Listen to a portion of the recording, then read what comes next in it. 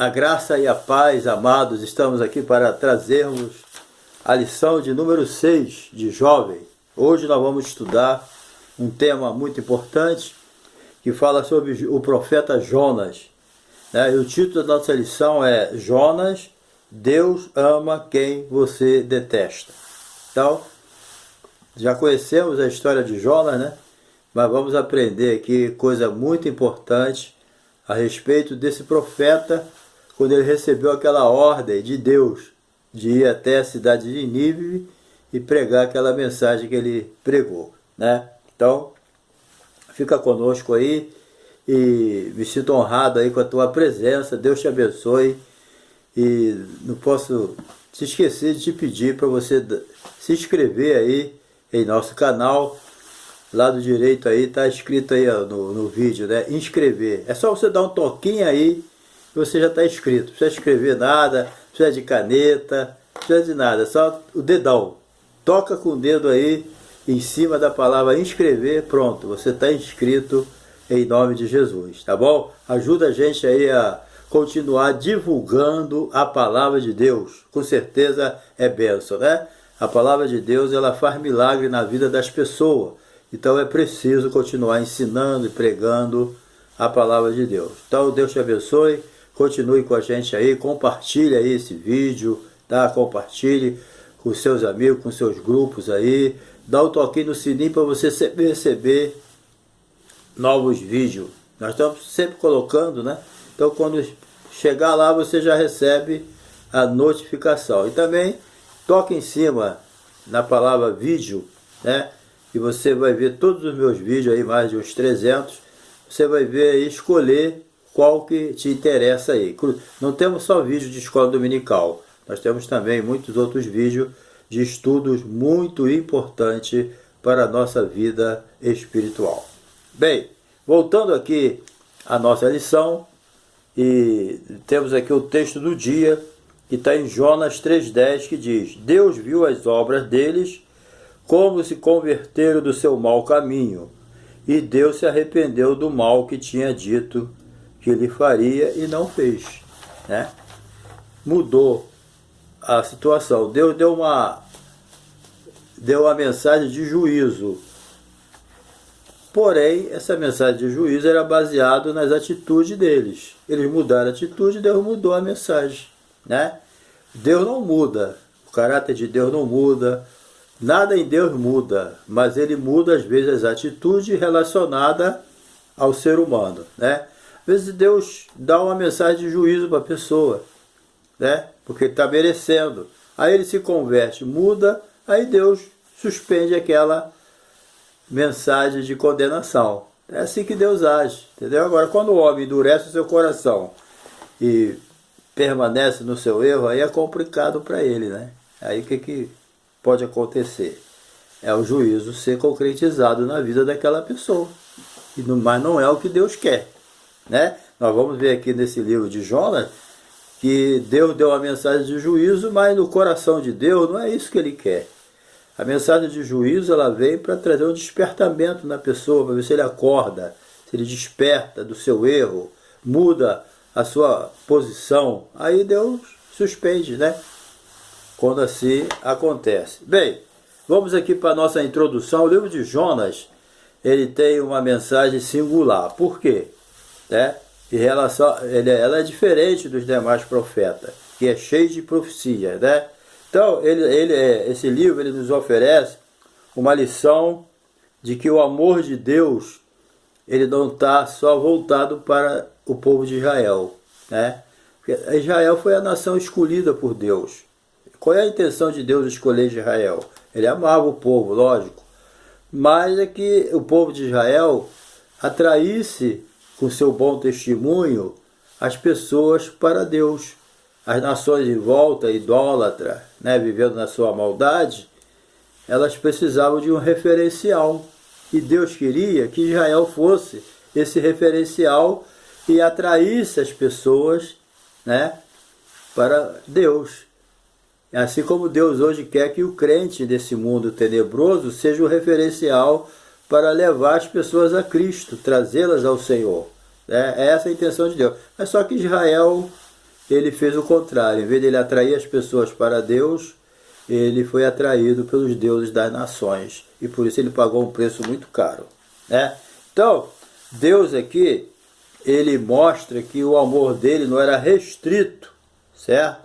Somente a Israel. Deus não desprezava as demais nações, só que Deus tinha os seus propósitos de como atuar, usando Israel como instrumento de salvação para aquelas nações. Mas Israel falhou muito nisso, né?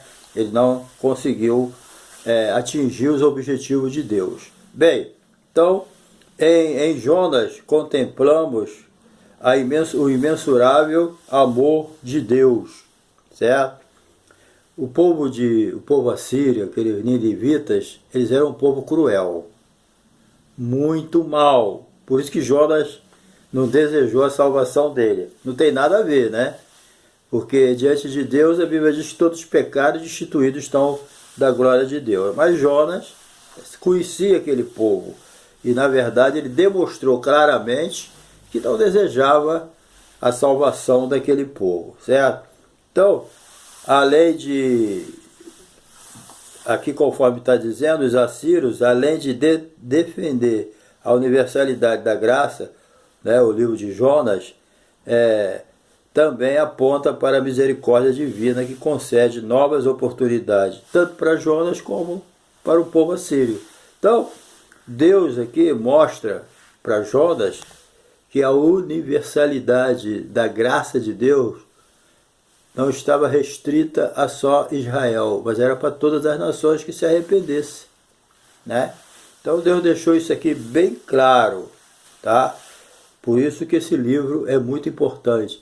Inclusive esse livro é até considerado o livro de Atos do Velho Testamento, porque aquela pregação de Jonas, né, milhares e milhares de pessoas se voltaram para Deus em jejum e oração, se convertendo dos seus maus caminhos, certo? Então, aqui nós vemos a manifestação da graça de Deus sobre o povo ninivita, tá bom? É isso que nós vamos estudar. Bem, vamos lá. Número 1, Jonas, a sua vida, né? Jonas era filho de Amitai de Gat-Hefer, da tribo de Zebulon. Está lá no capítulo 1, versículo 1. Ele era um profeta galileu, né? E a vila de Gat-Hefer ficava a uns 7 quilômetros, mais ou menos, daquela cidade de Nazaré. Ok? Era dali que o Jonas vivia, era ali que Jonas vivia. Então, Deus, né, através de Jonas, ele desejava o bem de Israel. O problema é que a prosperidade anunciada por Jonas levou o povo a se distanciar de Deus. Quer dizer, Israel passava suas provas, mas ele também tinha os seus momentos de prosperidade. E toda vez que ele prosperava, ele já começava a se afastar dos caminhos do Senhor, né? Isso aí a gente sabe que acontece hoje em dia. Infelizmente tem aqueles cristãos que, quando ele melhora de vida, ele vai sem perceber, ou ele vai gradativamente se afastando do Senhor, né? Se afastando de Deus, se afasta da igreja, já começa a dizer que está muito ocupado e tal, né? Então isso acontece. Em Israel acontecia isso também. Isso aí é do ser humano, né? Isso aí não vamos generalizar. Mas muitas pessoas, quando prosperam materialmente, eles já encontram dificuldade para servir a Deus. Só serve a Deus na prova, entendeu? Aí Deus deixa ele só na prova, entendeu? Para ele não se desviar, certo? Então, até então, Jonas estava acostumado a entregar mensagens populares, né? O sucesso da sua profecia fomentou a sua popularidade em Israel. Então, ele ficou ali mais preocupado com a sua reputação, né? Que teve dificuldade para cumprir a missão que Deus confiou a ele, né? Então, o pregador ele deve tomar muito cuidado para o politicamente correto, né? Que às vezes Deus dá uma mensagem, como deu a Jonas, e a pessoa fica com medo de entregar aquela mensagem, porque não é uma mensagem popular, e como se diz aí na gíria, ele não vai ficar bem na fita. Tá entendendo? Então, ele prefere não pregar esse tipo de mensagem. Pregar sempre aquela mensagem light, aquela mensagem que não precisa mudança de vida, não mexe com a vida da pessoa, entendeu? Então, isso aí acontece. É o pregador que quer viver e pregar aquela mensagem que tranquiliza as pessoas, entendeu? Não mexe com a sua reputação, ele não precisa mudar de vida, pecado não tem problema, é um problema pessoal, né? Então, Jonas entrou por esse caminho. Então, quando Deus deu uma mensagem de juízo, essa não, certo? Primeiro que ele desejava que aquele povo morresse mesmo, entendeu? Ele tinha isso no coração. Então, de modo semelhante, muitos jovens estão preferindo desobedecer a Deus para preservarem a reputação que possui diante de Deus, dos seus círculos de amizade. Entendeu? Então, o autor aqui traz que existem muitos jovens hoje que estão preferindo desobedecer a Deus para preservarem a reputação que possui diante dos círculos de amizade. Ele vai ficar sempre bem com as pessoas, agora e com Deus. O problema é esse. O que o apóstolo Pedro disse quando os fariseus, os líderes religiosos, pediram a ele para mudar a mensagem? O que Pedro respondeu? Não, tudo bem, vamos mudar sim. Nós somos do politicamente correto. Não, ele falou, olha, importa obedecer a Deus do que os homens. É essa a atitude do homem de Deus e da mulher de Deus. Importa obedecer a Deus do que os homens, certo? Por quê? Porque a reputação dos homens é falha, mas a obediência a Deus sempre será louvável, entendeu? Porque não troque a aprovação de Deus pelas honras dos homens, em hipótese alguma. Hoje as pessoas te honram, amanhã te pisam na tua cabeça. Número 2, testemunho. Esse livro também, ao contrário dos demais profetas, é mais um relato histórico do que uma profecia, entendeu? O relato de Jonas não pode ser considerado assim uma história de pescador, né? Porque muitos teólogos liberais, eles não creem muito nessa mensagem, né? Mas Jesus ratificou. Jesus, ele falou, assim como Jonas esteve 3 dias e 3 noites lá no ventre, assim importa que o Filho do Homem também esteja, quando ele morreu, ele passou 3 dias morto, né? E Jonas passou 3 dias. Então Jesus juntou esse fato histórico com o dele, entendeu? Mostrando o quê? A veracidade do livro de Jonas, entendeu? Isso aí que nos capacita e nos anima a continuar acreditando nisso, porque a palavra de Deus, ela é inspirada, entendeu? Inspirada por Deus. Então Jonas é o único profeta do Antigo Testamento cuja profecia consiste no que disse, não no que disse, mas no que viveu e testemunhou, né? Jonas foi um profeta que não profetizou nesse livro. Não estamos dizendo que durante todo o seu ministério ele não houve profecia, mas nesse livro aqui o fato é mais histórico do que profético. Ele não profetizou nada aqui, né? Então, por causa disso, alguns chegam a duvidar desse livro, mas Jesus ratificou esse livro. Inclusive, a historicidade desse livro é muito importante. Número 2 aqui, experiência do profeta, né?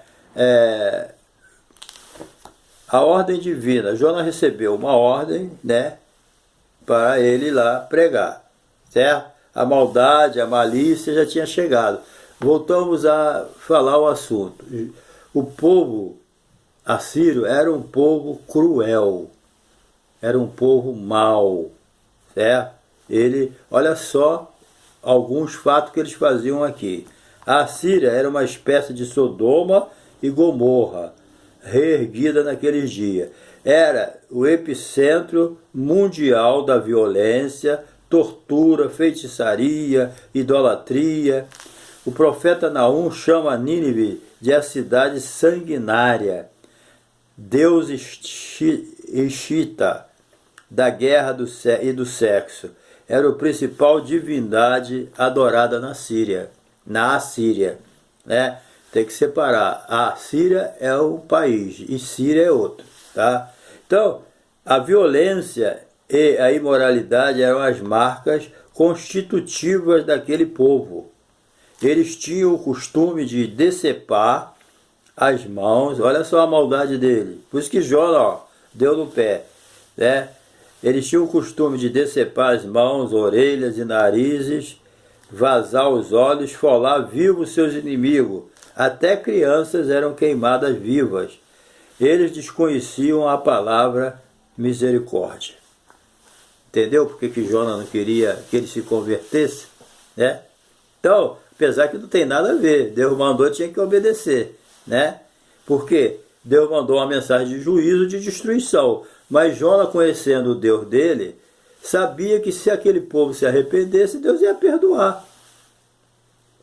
Deus mandou uma mensagem de juízo. Vai lá, Jonas, diz que eu vou destruir aquele povo e acabou. Mas Jonas pensou, bem, eu vou pregar essa mensagem, Deus vai destruir, o povo vai se arrepender, aí Deus vai perdoar. Esse povo não merece perdão. Era essa a mentalidade de Jonas. Aquele povo não merecia perdão. Mas quem sabe se a pessoa merece perdão ou não, não somos nós que pregamos.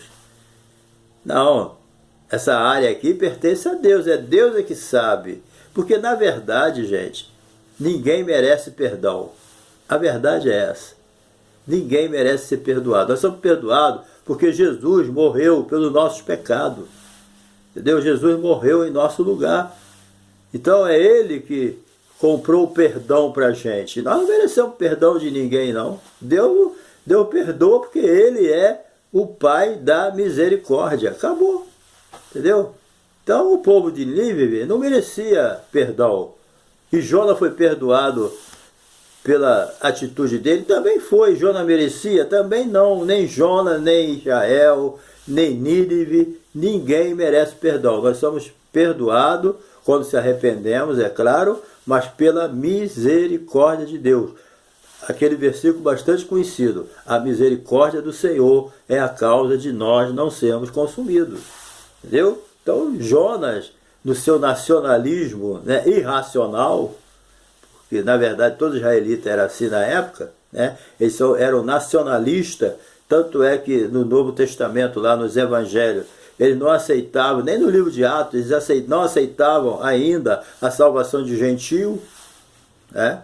Eles acham que o gentio não merecia salvação. Foi uma batalha tremenda para Deus convencer eles, né, de que o Evangelho não era algo nacionalista, era algo mundial, é para todas as nações, e que o Evangelho não tem preferência, é alcançar toda criatura e todas as nações, certo? Tudo sem merecer, ninguém merece nada. Se nós merecêssemos alguma coisa, Jesus não precisaria morrer pelos nossos pecados, né? Então Jonas, ele não entendeu que ele também era digno da misericórdia de Deus. Ele botou na cabeça, eu não vou trazer essa mensagem de condenação, porque eu posso passar vergonha. Deus pode olhar para esse povo pode se arrepender, e eles podem se converter, e Deus não vai destruir nada. E foi o que aconteceu, né? Foi o que aconteceu. Isso aí, ele fugiu. Ele procurou ir para o lugar mais longe que tinha. A Bíblia diz que ele foi para Tarsis.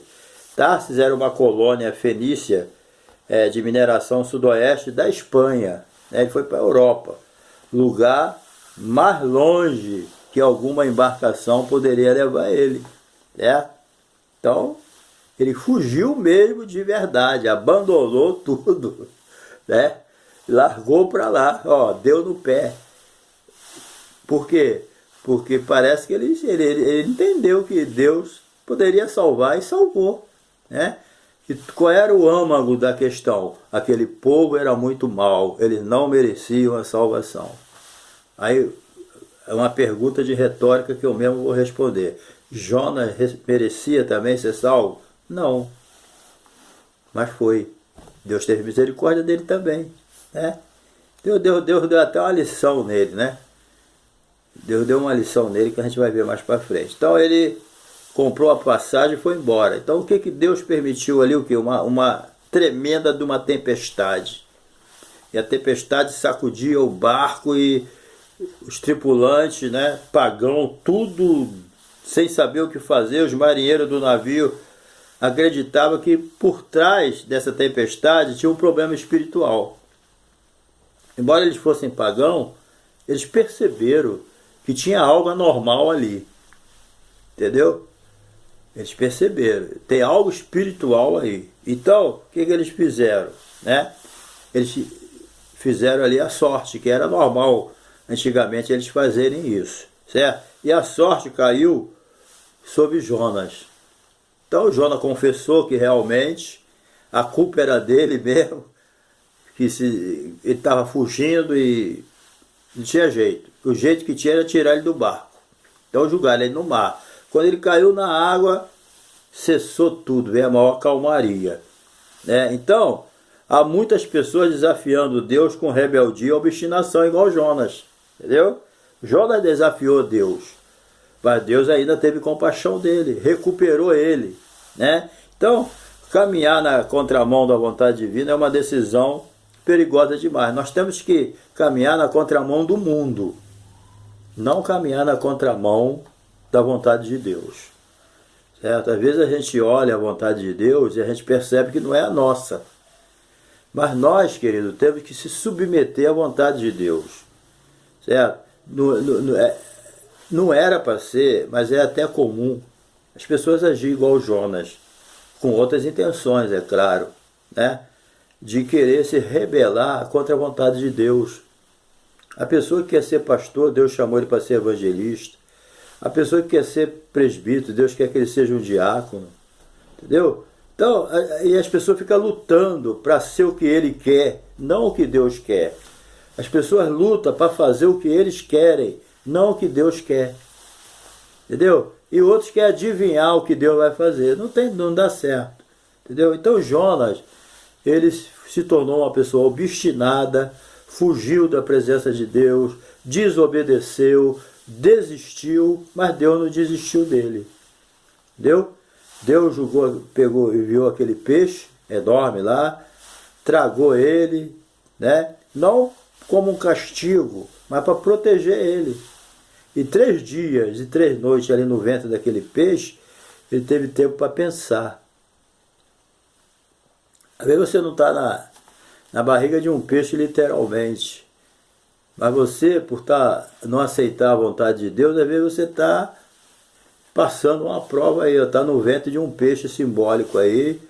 Deus está te despertando, trazendo à tua memória as decisões que você tomou que não é correta, que está trazendo essas consequências.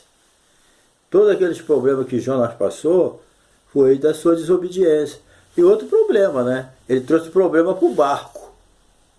Quase que o barco afunda, por quê? Por causa do seu Jonas. E ele, todo mundo desesperado, lutando para o barco não afundar por causa da tempestade, e Jonas estava fazendo o quê? O pivô, dormindo.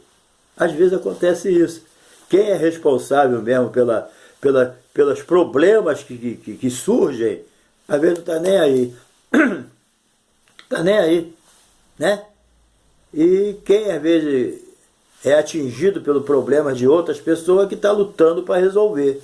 Os marinheiros lutando para resolver um problema que quem trouxe ele foi Jonas. E o seu Jonas estava fazendo o quê? Dormindo. Procurou o lugar mais profundo do navio, o porão, e foi dormir. Não quis saber de nada. E os marinheiros lutando desesperadamente. Mas Deus trouxe à tona, ele teve que confessar que ele era o culpado, foi julgado lá no mar, foi tragado pelo peixe, mas Deus não desistiu, julgou ele lá na beirada da praia. Certo? Agora, Jonas talvez desistiu, né? Mas Deus não desistiu dele. Às vezes você já desistiu, né? E lutou contra a vontade de Deus, não se deu bem, muita luta, muita prova. Aí você acha que não é nem chamado, que não tem dom. Tem sim, é só entrar na obediência. O caminho melhor para ser vitorioso é o caminho da obediência. Só isso. Se Jonas obedecesse, ele ia evitar esse problema todo. Entendeu? Todo esse problema que veio na vida de Jonas, do barco afunda e não afunda, ele ser julgado no mar, ser pego pelo um peixe e começar tudo de novo, veio de um fato simples, desobediência. Se ele aceitasse a vontade de Deus, a coisa seria muito mais fácil. Então, querido, quando você e eu aceitamos a vontade de Deus, as coisas funcionam melhor. Vamos deixar o nosso eu do lado e vamos fazer o que Deus quer, né? Agora, interessante, né? A lição do livro, a pregação de Jonas, parte 3, né? Jonas pode ter pensado assim, bem, agora o peixe me jogou na praia, agora eu vou voltar para casa. Não. Não, de jeito nenhum. Olha o que a Bíblia diz. Ó, Jonas foi julgado lá, né? Na praia, e pensou, agora eu vou para casa, glória a Deus. Não, aí veio a palavra do Senhor, olha só. E veio a palavra do Senhor a segunda vez a Jonas, dizendo, levanta-te e vai à grande cidade de Nínive e prega contra ela a pregação que eu te disse. Não teve jeito. Ele pensou que Deus ia deixar para lá? Não vai não. Entendeu? Às vezes alguém fugiu, né, da vontade de Deus, aí começou a viver de outra maneira, fazendo outras coisas. Bem, Deus se esqueceu de mim, agora eu vou viver do jeito que eu quero. Não. Vai lá e fazer aquilo que eu mandei. Deus não esquece, não. Jonas pensou que Deus esqueceu e tinha deixado para lá? Não. Vai lá e levanta, fica de pé. Esse levantar aqui é isso. Toma uma posição, fica de pé. Vai fazer a minha obra. Entendeu? Prega contra ela a pregação que eu te disse. Vai fazer o que eu já te mandei. Às vezes Deus já mandou você fazer algo há 10 anos atrás, há 15 anos atrás, e você não fez. E Deus está esperando você fazer. Não adianta. Levanta-te e vai lá e prega aquilo que eu te disse. Vai fazer aquilo que eu te mandei. Mas, Senhor, já tem 20 anos. Tem 20 anos. Um dia para o Senhor é como 1000 anos, e 1000 anos como um dia. Volta lá, querido, vai fazer o que Deus te mandou. Porque enquanto você estiver encalhado lá, nada vai andar na tua vida, não. Entendeu? Volta lá e vai fazer a vontade de Deus. Entendeu? Então, o profeta, ele saiu, né, pregando pela cidade. O arrependimento, né, veio pela pregação. O povo se converteu com a pregação de Jonas, certo? Porque era uma pregação que estava dentro do critério de Deus. Era o que Deus mandou. Era simples, entendeu? Jonas não precisava de profundidade teológica, não. É só entregar o que Deus mandou. Às vezes a gente complica a mensagem de Deus. Por quê? Deus às vezes manda você pregar uma mensagem simples e você complica. Você quer ser profundo demais, quer mostrar bastante conhecimento. Aí você complica a mensagem toda e não tem conversão, não tem salvação, não tem edificação e ninguém entende nada. As mensagens têm que ser como Jesus pregava, o mais simples possível, né? Igual o Sermão da Montanha, certo? Então, é interessante que os ninivitas ficaram impactados com a pregação dele.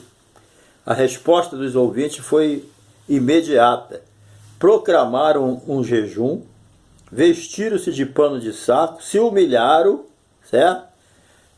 E não se justificaram de nada, não. Reconheceram, não, nós erramos, nós pecamos, e agora nós vamos, todo mundo vai jejuar, todo mundo vai se humilhar, todo mundo vai se vestir de pano de saco, todo mundo vai se sentar nas cinzas, reconhecendo que não é nada. Aleluia. Eles reconheceram, aleluia, que não era nada. Aquele povo mau. Você vê o poder da pregação? Você vê o poder da palavra? Por isso que a Bíblia diz, prega a palavra. Porque é a palavra que convence, né? É a palavra que muda a vida das pessoas. Esse povo mau, terrível, mas se converteu com a pregação do profeta rabugento chamado Jonas. Ele não desejava a salvação daquela nação, mas Deus mostrou a ele que Deus não faz acepção de pessoa, que Deus não tem preferência por ninguém. Todo aquele que ouve a palavra e se converte está dentro da vontade de Deus. Deus ama a todas as nações. É por isso que quando Jesus, antes de ir ao céu, ele deixou os discípulos dele, judeu, até meio confuso, quando ele falou, ide e pregai a toda criatura. Eles pensavam que era pregar só para Israel. Ide e pregai a toda a nação. É isso, Deus ama a todos. A mensagem de Jonas nos traz uma lição muito grande, entendeu? Então, o arrependimento sincero, ele muda o destino da pessoa. O arrependimento do povo de Nínive com a pregação de Jonas mudou o destino deles. Parece que levou 125 anos, 150 mais ou menos, para aquela nação depois ser destruída. Foi adiado a sentença de juízo contra ela mais de 100 anos, mais de um século, por causa do arrependimento daquela geração. Entendeu? Então, em regra, todo mundo fica feliz quando ele prega e a pessoa é salva. Mas Jonas não ficou feliz. Quando ele pregou, ele era para pular igual pipoca de alegria de ver uma nação toda salva com a pregação dele. Ele perdeu uma grande oportunidade de se regozijar. Entendeu? Jonas perdeu uma grande oportunidade de se regozijar. Ele viu milhares e milhares e milhares e milhares de pessoas salvas, aceitando a pregação, se convertendo com jejum e oração, assentando-se sobre as cinzas, se cobrindo de pano de saco até os animais, e ele podia pular de alegria, porque aquele povo se converteu, mas ele se entristeceu, porque ele estava na carne. Ele pode depois ter mudado de ideia, mas aqui Deus deu uma lição a ele, e mostrou a ele que ele valorizava mais uma planta do que 120 mil pessoas que não sabiam discernir a mão direita da esquerda. Queridos, qualquer um ficaria feliz de ganhar uma nação para Deus, mas ele não ficou. Então, porque ele odiava aquele povo, porque aquele povo era mau, mas Deus não faz acepção de pessoa, entendeu? Temos que tomar cuidado para não sermos igual Jonas. Às vezes nós criticamos Jonas realmente, que Jonas vacilou, mas foi um profeta que pregou a mensagem e uma nação toda se converteu. Muitas vezes a gente pode criticar o profeta Jonas, certo? Mas a gente também às vezes é igual a ele. Tem pessoas que às vezes você pode não desejar que ela seja salva porque ela é muito ruim, mas para Deus não existe ninguém ruim. Deus não faz acepção de pessoa. Entendeu? Conclusão. O livro terminou apresentando o imensurável amor de Deus pelas pessoas, independente da nacionalidade. Nenhum livro no Antigo Testamento ensinou de maneira tão visível e categórica a misericórdia divina às outras nações. Não tem como. Aqui mostra realmente que Deus não amava só Israel, como muitos pensam até hoje. Entendeu? Deus não tem o seu preferido. Não. Não tem. Acreditamos sim. O ato de registrar a história apresentando suas grosserias pessoais paralelamente à perfeição divina indica o desejo de exortar seus compatriotas para que não cometessem os mesmos erros praticados por ele. Acreditamos que Jonas, depois pessoalmente, escreveu esse livro para mostrar aos patriotas dele que não deveriam agir como ele agiu. Se essa é a intenção dele, que Deus abençoe, né? Que nós possamos ter o mesmo pensamento de não ser bairrista, né? Não ser nacionalista e não fazer acepção de pessoa. Esse merece ser salvo, aquele não. Quem somos nós para fazer essa avaliação? Essa avaliação só quem pode fazer é Deus. E se Ele fizesse do jeito que a gente faz, nem nós poderíamos ser salvos. Então, que Deus te abençoe e que em nome de Jesus nós possamos entender que o amor de Deus foi derramado abundantemente sobre todas as vidas, sobre todas as nações. Deus amou o mundo de tal maneira que deu seu Filho unigênito para que todo aquele que nele crê não pereça, mas tenha a vida eterna. Que Deus te abençoe e que nós possamos se encontrar na próxima lição, tá bom? E não se esqueça de dar aí o seu like e se inscrever aí. Do lado direito, toca aí inscrever e nos ajuda a continuar divulgando a palavra de Deus. Deus te abençoe.